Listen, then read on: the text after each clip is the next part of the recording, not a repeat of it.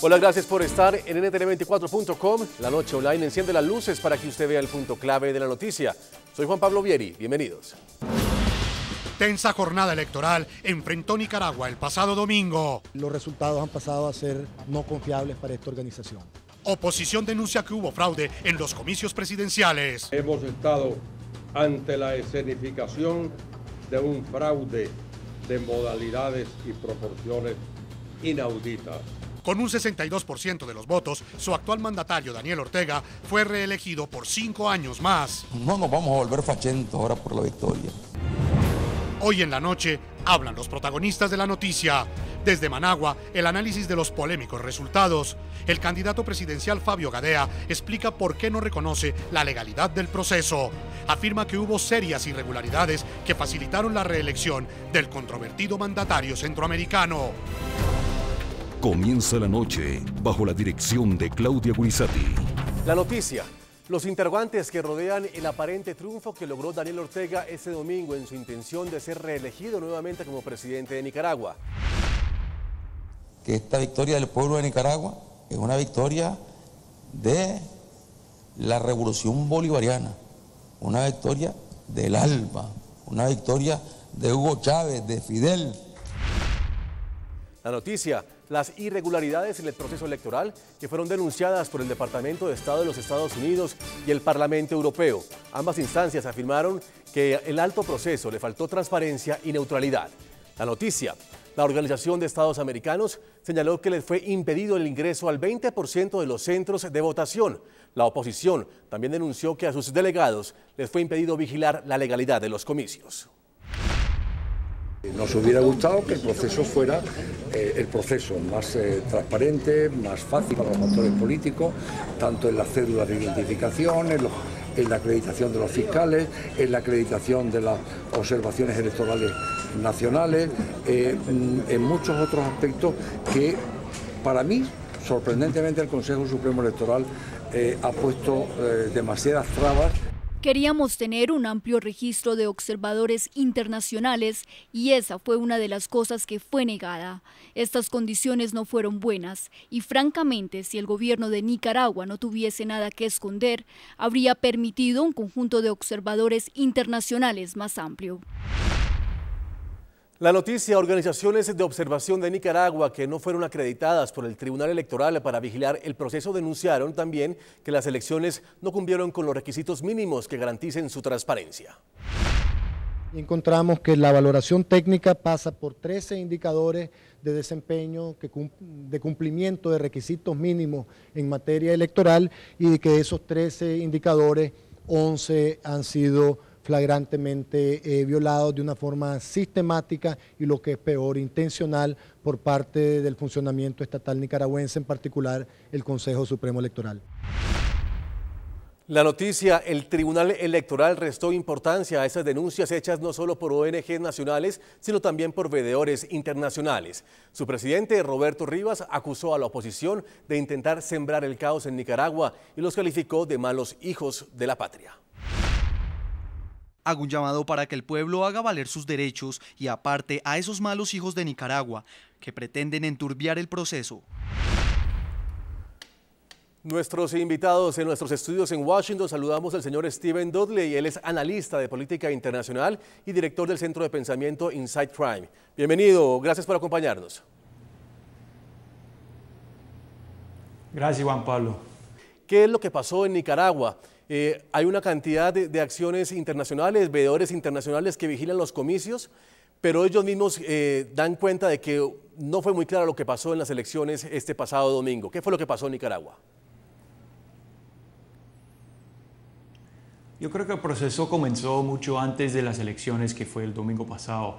El proceso comenzó con muchas irregularidades frente a la cuestión de la cedulación, por ejemplo, frente a la cuestión de quiénes iban a ser observadores, digamos, oficiales o por lo menos avalados por el gobierno. Había muchas entidades, ONGs nacionales en particular, que tenían problemas en conseguir la posibilidad de entrar y observar las elecciones de cerca.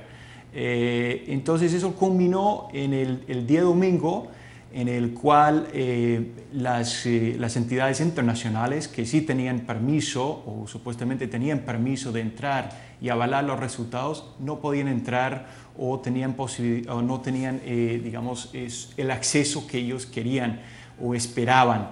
Entonces comienza a ser como un llamado nacional, pero termina siendo un llamado internacional a ver más de cerca el proceso electoral en Nicaragua.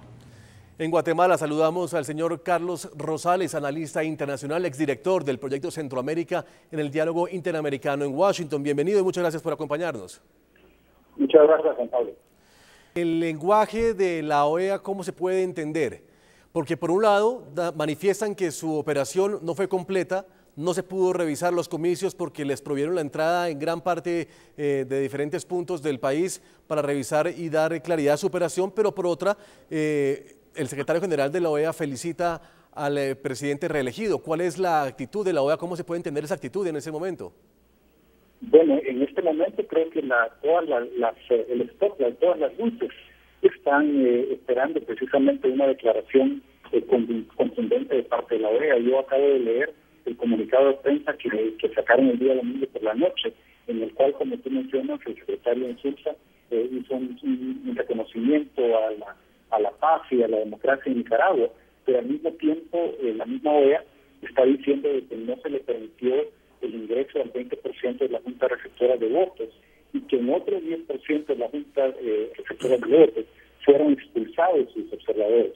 Y además hay que hacer hincapié en que la misión de la OEA no fue una misión de observación electoral, sino de acompañamiento, dada la negativa de Daniel Ortega de permitir una observación internacional el día domingo. Entonces yo creo que claramente la OEA ahorita está en una situación muy delicada en la cual tienen que salir muy rápidamente a decir exactamente cuál es la posición que toman. Todo esto se da ante un coro de denuncias por parte de la Unión Europea, de varios gobiernos, incluyendo Estados Unidos, y como dije anteriormente, de muchas instituciones de la sociedad civil y de los partidos políticos que claramente se han pronunciado en contra del proceso fraudulento del domingo. Claro, la Unión Europea también lo hace Estados Unidos y también lo hacen aquellas organizaciones nacionales de Nicaragua que ni siquiera pudieron participar directamente.